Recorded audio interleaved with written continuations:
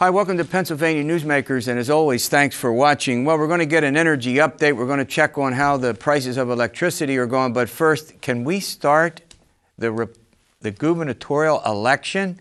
It's 2014. Can we start it on this program right now, or at least after the break?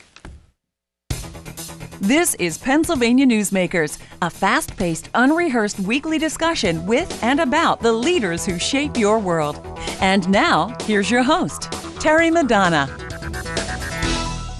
Hi, welcome back to the program. Well, hold on. I'm going to turn right here. I'm not even going to introduce him. Can we start the gubernatorial election, or is it already started? It starts when we say it starts. It's underway already. There are people running. Brad? John Hanger, a former DEP secretary, is formally declared. So we have one declared candidate.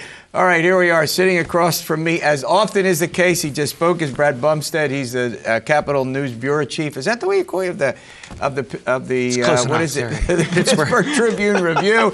And John Micek, he's the editorial page editor of the Harrisburg Patriot. You have so many. These guys have so many titles. They're columnists. They're bloggers. We're going to forget all that. All right, we'll go back to John. Hold on, Brad. I want to start with you before we get into this. We had a heck of a scene in the state capitol where Kathleen Kane, the new attorney general, goes and wants more money out of the state legislature than the governor recommended after just delivering her opinion that the lottery contract with Global Services, this English company to manage the lottery, is illegal. And how was she treated? Oh, come on. And shortly after, she appointed a special deputy to investigate the Republican governor's handling of the Sandusky case while he was Attorney General. So you would think then that a Republican-controlled legislature might be somewhat cool to this new Democratic candidate. Not at all. It was a love fest. Love fest. She had the meeting out of her hand. She threw some red meat out there for politicians, the Mexican drug cartels moving into neighborhoods in Pennsylvania, and the need to take out more internet predators. Who can be against that? Okay, John, look, you've covered. Do you think that Republicans are looking at her and saying, uh-oh, here's a future gubernatorial candidate, obviously, if not governor sometime? I mean, she's an impressive figure. I mean, let's face it, who wants to be seen beating up on the new lady attorney general? It's nearly impossible for them to do. It's a politically difficult proposition. What's amazing to me, though, is this is the same Kathleen Kane who on the campaign trail said she was going to be a blood and guts prosecutor, wasn't going to change the mission of the AG's office at all. Less than a month on the job, special prosecutor, kicks out the lottery contract, closes the Florida loophole. That looks a whole lot like an activist attorney general. Oh, yeah. I'm telling you. Yeah, I would think so. I mean, what's sort of curious is, and the lottery contract was not actually favored, Brad Bumsted, by a lot of Republicans, was it?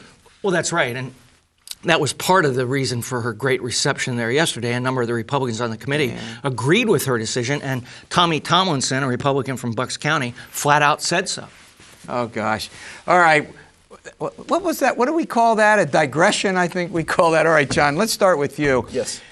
I mean, I don't remember a time, you go back through all these gubernatorial elections, governor running for re-election, the party that didn't have the governorship was running around begging to find someone to run. Now, as Brad pointed out, the list is a laundry list. There's, maybe 10 people, right? Well, we were sitting in the green room before we came on the air here trying to figure out exactly who's running. It's like Mouseketeer roll call. There's new names being added to it all the time. Democrats, we were talking back last October practically about Democrats lining up to challenge Governor Tom Corbett. It's just simply a function of the governor's really, really soft poll numbers. You got him at 35, 37% approvals. He's been there for months and months and months and months. Unless something extraordinary happens, I don't know how he tops that 50% that's considered sort of the bare minimum for re-election. The governor has not formally said that he's going to run, but that's the expectation. So now Democrats are lining up because they frankly smell blood in the water. We got John Hanger, former DEP secretary, one of the founders of one of the large, if not the most significant, I'll get in trouble here, environmental group, Penn Future, but an important, who's running, very smart guy. He's the only one formally announced, is that correct? That's correct, but there are others who are, have a toe in the water, if you will, that I think would be on a higher tier. Let's go through the Hanger. first tier first. Right, because Mr. Hanger may be a great candidate, but he's certainly unknown, completely unknown. So let's go. Allyson Schwartz, Congresswoman Schwartz. Schwartz, State Treasurer 80%. Rob McCord. Okay. And I think Joe Sestak, former U.S. Senate candidate, if he decides to run. Those three would be the top tier. Do you agree with that? Absolutely.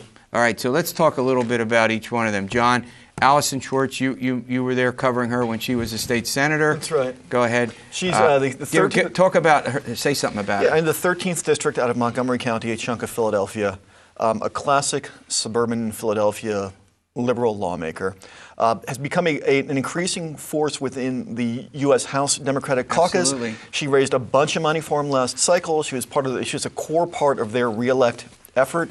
I ran into her in Pennsylvania Society in New York last December when her name was just beginning to bubble up, and she did the customary, well, you know, it's nice to be mentioned kind of tap dance sort of thing, but it's looking increasingly like a serious run. People are sort of nudging her along. She appears to be listening to them.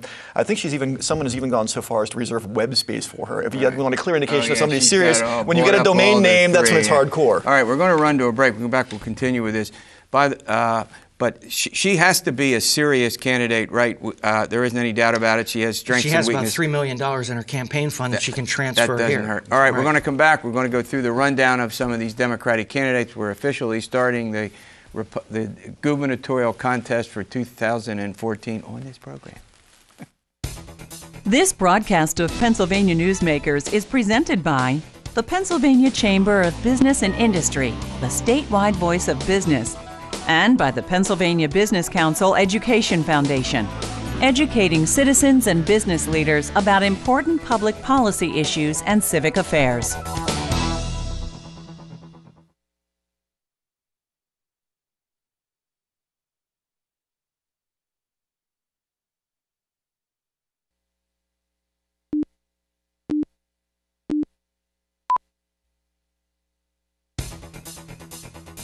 This broadcast of Pennsylvania Newsmakers is brought to you by BetterSaferRoads.com. To voice your support for safer highways and less traffic congestion, visit BetterSaferRoads.com. And by the Pennsylvania Manufacturers Association. Business in Pennsylvania is our business. Hey, welcome back with John Micek and Brad Bumsted. We're talking about the possible Democratic candidates to face Governor Corbett in 2014. Allyson Schwartz, a congresswoman, certainly in the top tier, as John Micek points out. All right, let's talk a little bit about State Treasurer Rob McCord. Real solid candidate from Montgomery County, was successful in business privately before becoming elected state treasurer. Real solid, but not well known throughout the state, despite having run twice for state treasurer. He's not exactly a household name. And for all of these folks, Sestak, Schwartz, McCord, there's nobody there that really wows me that says, oh my gosh, they could beat Corbett. I mean, we just don't know, but there's nobody really overpowering yet that's come out that would get your attention. Yeah. Okay, but McCord, I mean, the guy's run twice. He's let's be candid, a millionaire. We all understand he's very wealthy, a business background. But he and Allyson Schwartz are from the same county. That's right. Yeah. That's not as common as you would think in politics. All right. And what's extraordinary is there's no major candidate who's emerged from the western half of the state yet. Yeah. Either. I mean, you go as far. We were talking about this. You go as far west as maybe York, with the former Revenue Secretary Tom Wolf, who served under Governor Ed Rendell. But that's it. There's no major Pittsburgh name that's yet emerged. So you gotta wonder, where I'm heading with this. If a candidate emerged from Pittsburgh and you have conceivably 5 or 6 candidates, if there's not a lot of pressure and they withdraw for don't run for whatever reason, to have this something we've seen in the past, Brad, in Pennsylvania politics, which is a candidate emerging out of the West because in the East the votes divided up. Well, in the last governor's race where Corbett won, Dan Honorato, at that time the Allegheny County executive, was within a group of people running who were from other parts of the state, except for Jack Wagner was from there too. Yeah. But I ran into a Western Pennsylvania Democrat this week who said he's really concerned about this lineup for running for governor, because if there are 4 or 5, 6 or 7 Democrats running, he says they're going to suck up all the money and we're going to wind up reelecting Tom Corbett, and he found that really unfortunate. All right, a third candidate Brad mentioned, Joe Sestak, a former member of Congress, ran for the Senate, narrowly lost to Pat Toomey by 2 points. Take it away. Mr. Sestak, again, sort of a liberal icon, and from the Southeast, yet again, this time Delaware County, the former 7th District That's congressman. exactly right. That's right. Was playing, some reporters out in the Southeast caught up with him earlier this week, and he was kind of playing coy about gubernatorial ambitions. He's one of these guys who's sort of on the bubble. I don't know. We'll see if he gets in or not. There's a lot of cable. I see him on cable shows. He does a whole lot of MSNBC. Yeah, he's talking a lot about foreign policy as a retired admiral. Yeah. Go ahead. And he would be better known, having been in the intense spotlight of a Senate campaign, than Rob McCord. I mean, McCord's been elected twice, but treasurer is such a low-rung race that nobody pays much attention. All right, let's talk about York businessman Tom Wolfe. Obviously, another guy who could self-fund his own campaigns, right, John? That's right. But not well known, well thought of. Am I right about this? Pretty highly regarded. He was in the Rendell cabinet. Go ahead. Yeah, absolutely. I mean, again, well thought of. He's well off. Two great things when you're going to become a candidate, particularly since it's so hard to raise money. And if you start splitting up this Democratic vote with a cluster of people from the Southeast, maybe somebody from the Northeast emerges, if you've got if you're sitting on your own pot of cash, as we saw with Kathleen Kennedy in the Attorney General's race, it makes things a little bit easier for you. Wolfe is somebody who, if he really is committed to this and starts spending some money, could easily be in that top tier. Yeah, my thoughts exactly. All right, now, moving around, we do have one possible Western candidate, although up from the Northwest. She served one term in Congress, Kathy Dahlkemper. Anyone? Well, if it wasn't for Governor Tom Ridge, I would say no one from Erie can get elected, but we've had that happen. So. Yes, we have. So, but no one. I mean, we're not going to end candidacies here. That's not our job. But as you weigh the assets and the attributes of candidates, you wouldn't put her anywhere near the top, would you? No, sir. And then we have this guy, Tom Knox, who seems to run for everything, another millionaire who could self-fund a campaign out of Philadelphia, but doesn't, again, seem to have a lot of traction. Anybody disagree with that? He ran in 10 very briefly for the Democratic nomination. He ran for Philadelphia mayor as well. Sort of a, with all no disrespect, sort of a B-list candidate. Yeah, for your old newspaper, I hear the mayor of Allentown. Ed Pawlowski is running for re-election. The mayor there, he's running for re-election. No opposition to speak of from the Republicans in Allentown. Sitting on a pot of money that he could conceivably transfer over for a gubernatorial run.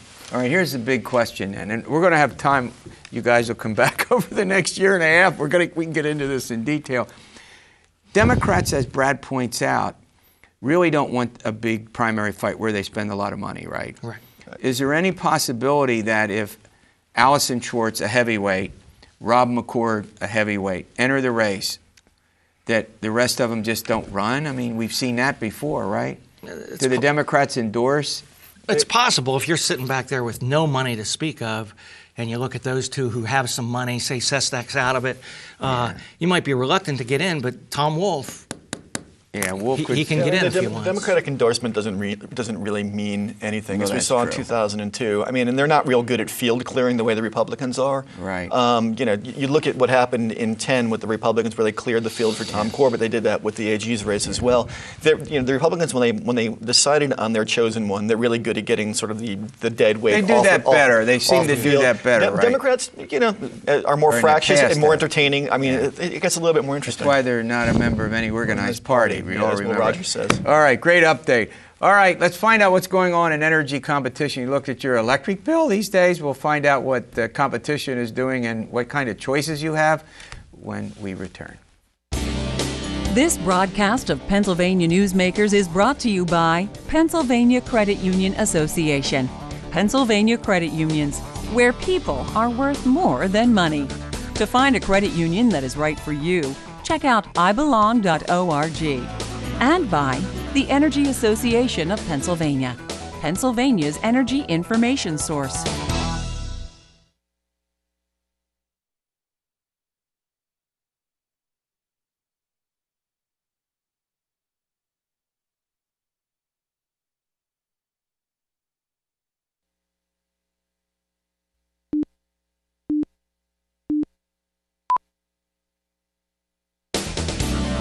This broadcast of Pennsylvania Newsmakers is presented by the State System of Higher Education.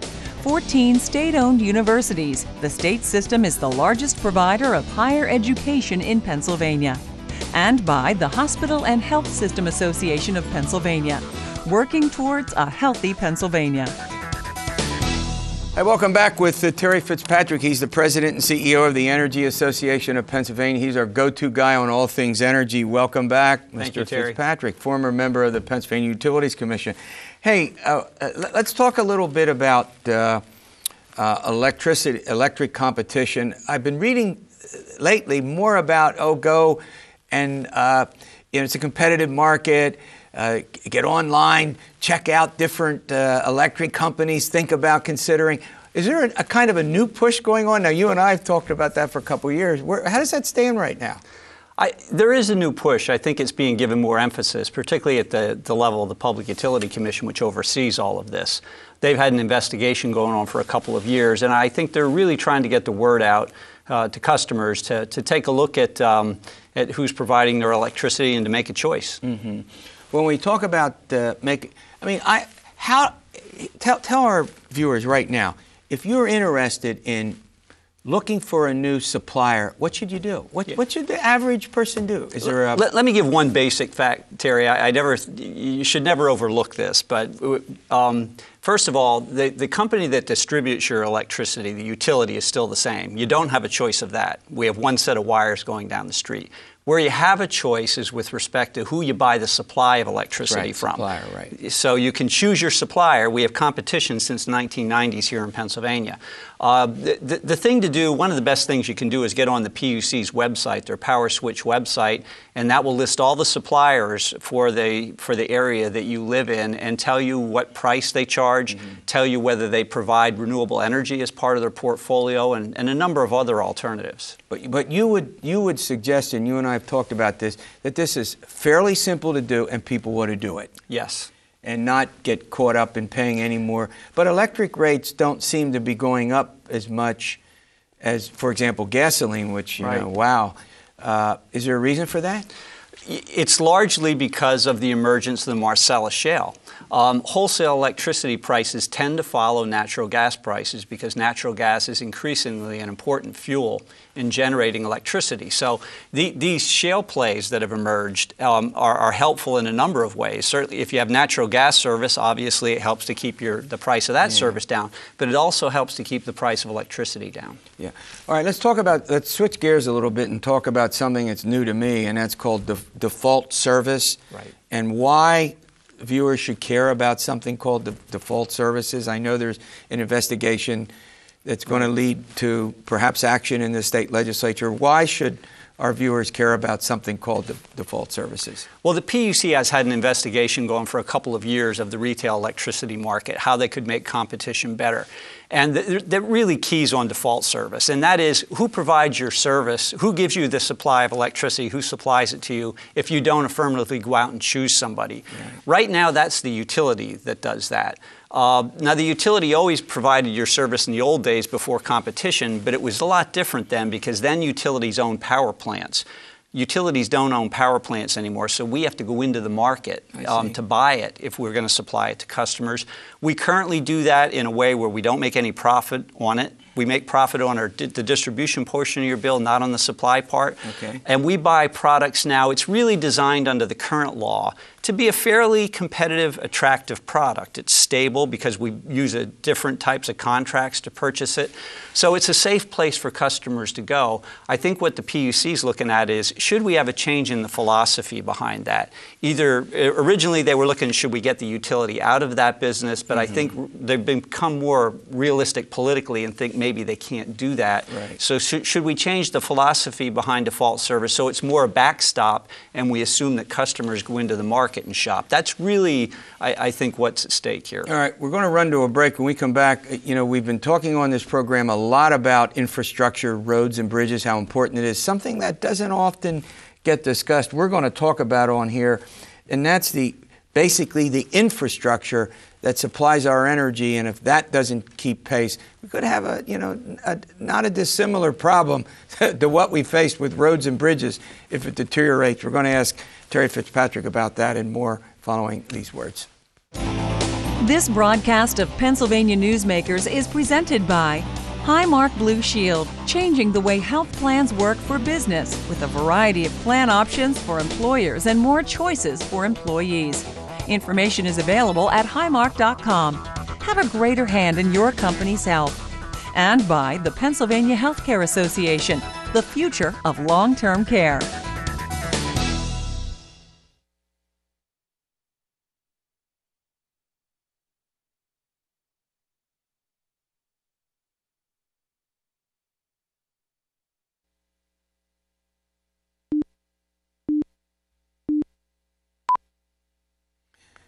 Hi, welcome back with Terry Fitzpatrick from the Energy Association. We're talking about a lot of important energy issues. One of the energy issues that we need to at least spend a minute or two on has to do with the infrastructure that we often don't think about, which is very, very important. I equate it to roads and bridges. We don't see it perhaps as much, but you're going to finish my sentence, right?